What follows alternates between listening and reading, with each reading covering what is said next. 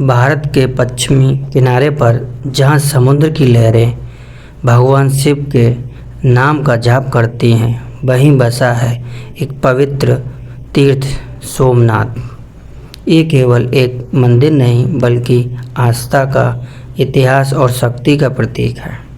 यहाँ हर पत्थर, हर लहर, हर हवा में बस एक ही नाम गूंजता है, हर हर महादेव। चलिए मेरे साथ इस आध्यात्मिक यात्रा पर सोमनाथ के दर्शन के लिए।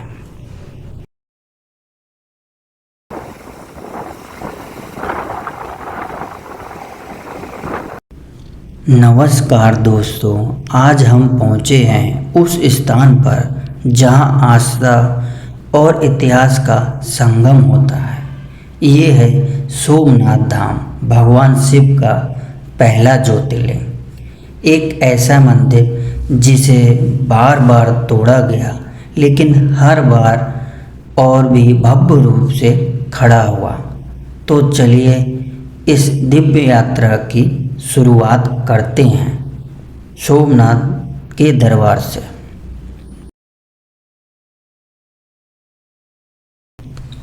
सोमनाथ मंदिर अरब सागर के तट पर स्थित है और इसकी भव्यता देखते ही बनती है। पत्थरों में इतिहास की कहानियाँ छुपी हुई हैं और हर कोना कोना शिव में लीन है। मंदिर के अंदर कैमरा, लगेज, इलेक्ट्रॉनिक चीज़ें ले जाना सख्त मना है।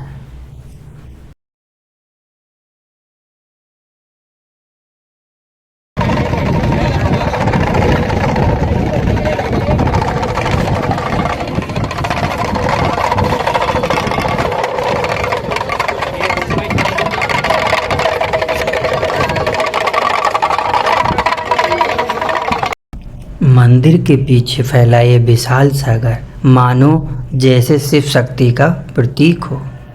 यहाँ बैठकर मन को जो शांति मिलती है वह किसी और जगह नहीं मिलती। अगर आप जीवन में थक जाएं तो एक बार यहाँ जरूर आएं। मंदिर से जैसे हम बाहर निकलेंगे तो राइट हैंड पे ओशन व्यू है। ओशन व्यू की तरफ हम आगे बढ़ेंगे। जैसे ही हम आगे बढ़ेंगे हमको टिकट काउंटर मिलेगा।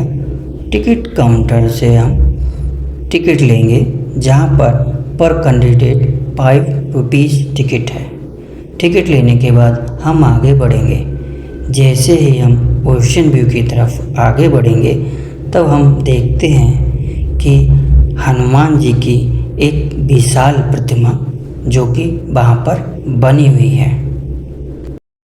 अब हम आगे बढ़ते हैं यहाँ के कुछ प्रमुख तीर्थ स्थानों की तरफ, जिसमें पहला है ओल्ड सोमनाथ मंदिर, जो कि सोमनाथ मंदिर से कुछ ही दूरी पर है, जिसको हम प्राचीन शिव मंदिर और अहिल्याबाई मंदिर कहते हैं। ये मंदिर 18वीं शताब्दी में अहिल्याबाई होलकर ने बनवाया था।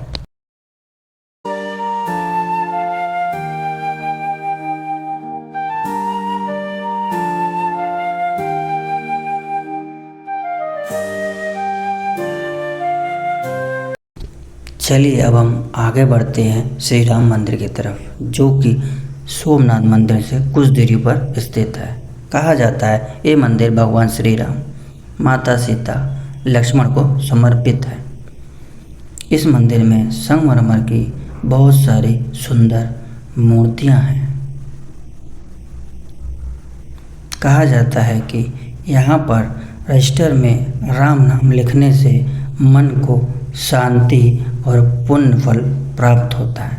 तो आप भी यहाँ पर आएं और राम नाम जरूर लिखें, जिससे आपको पुण्य फल मिले। चलिए अब हम बढ़ते हैं त्रिवेणी संगम की तरफ, जो कि सोमनाथ मंदिर से कुछ दूरी पर स्थित है।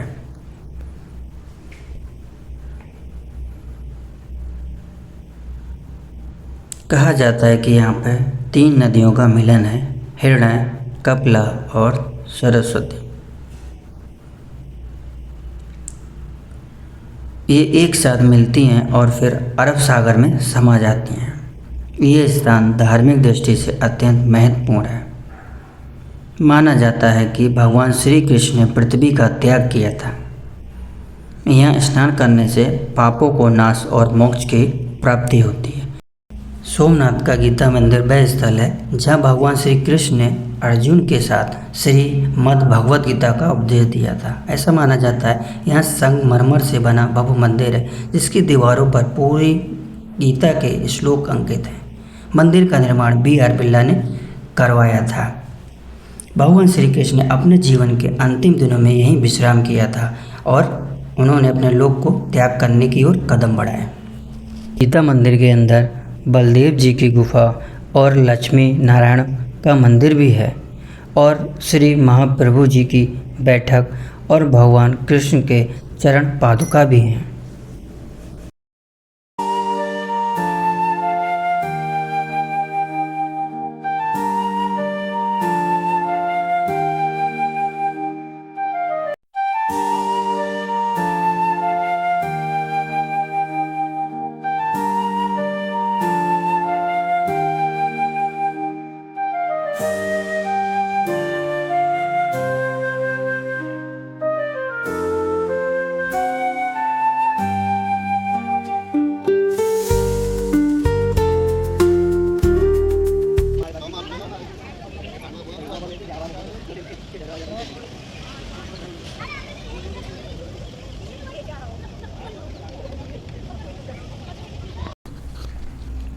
हिंगलाज माता मंदिर ये एक प्राचीन और शक्तिशाली शक्तिपीठ है।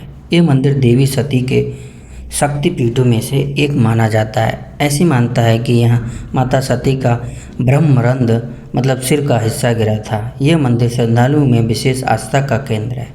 खासकर से नवरात्रि में ये विशेष पूजा होती है। ये स्थान शक्ति पूजा और आत्मबल का प्रतीक है। सोमनाथ का सूर्य मंदिर प्राचीन काल में सूर्यदेव को समर्पित है। इसके अब अवशेष बचे हैं। ये वास्तुकला और इतिहास का सुंदर उदाहरण है। कामनाथ महादेव मंदिर सोमनाथ के पास प्रभास क्षेत्र में स्थित एक प्राचीन और पावन शिव मंदिर है। ये मंदिर भगवान शिव के एक रूप कामनाथ को समर्पित है, जिनकी पूजा मनोकामना को पूर्ण करने वाले देव के रूप में की जाती है। पौराणिक मानता है कि जब कामदेव को भगवान शिव ने भस्म कर दिया था तब उन्होंने यहीं पर तप करके भगवान शिव से क्षमा और पुनर्जन्म की कृपा प्राप्त की थी, इसलिए इसे कामनाथ नाम मिला।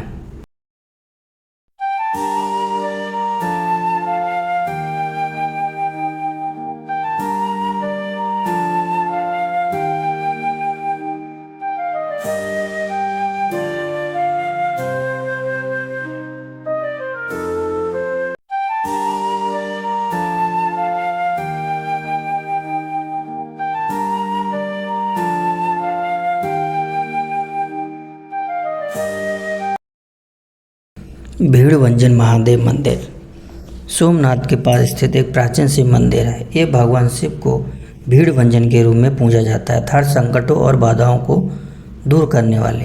मान्यता है कि इस मंदिर के दर्शन मात्र से जीवन की भीड़-भाड़, मानसिक तनाव और कलेश दूर हो जाते हैं। बाल गंगेश्वर मंदिर सोमनाथ के पास स्थित एक प्राचीन और विशेष शिव मंदिर है। ये मंदिर समुद्र के किनारे बना है, जहाँ शिवलिंग जमीन से थोड़ा नीचा है और ज्वार आने पर पानी में डूब जाता है। मान्यता है कि पांडवों ने वनवास काल में यहाँ भगवान शिव की पूजा की थी। इसका वातावरण शांत और आध्यात्मिक होता है।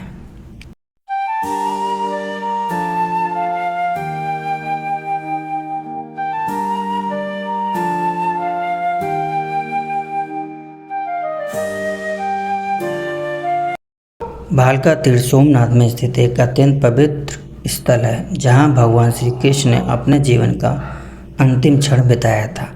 मान्यता के अनुसार यहाँ एक शिकारी ने उन्हें पैर में बाण मार दिया, जिसे उन्होंने अपना लोक छोड़ने का संकेत माना।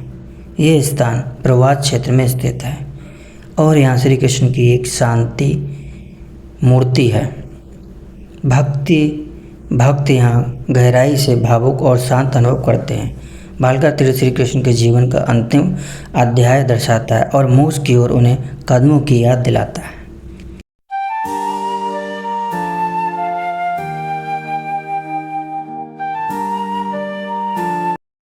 श्री सोमनाथ ट्रस्ट भोजनालय, जो कि हमारा पुराना सोमनाथ टेम्पल है उसके सामने है। सुबह शाम यहाँ पे भंडारा चलता है, तो आप भी यहाँ पर आएँ और भोजन प्रसाद ग्रहण करें। अगर आपको सोमनाथ के आसपास के जो मंदिर है वहाँ दर्शन करना है तो आप बस के द्वारा दर्शन कर सकते हैं। अगर बस में दर्शन नहीं करना है तो आप ऑटो बुक कर सकते हैं, जिसका किराया 300 से 400 के बीच पड़ेगा।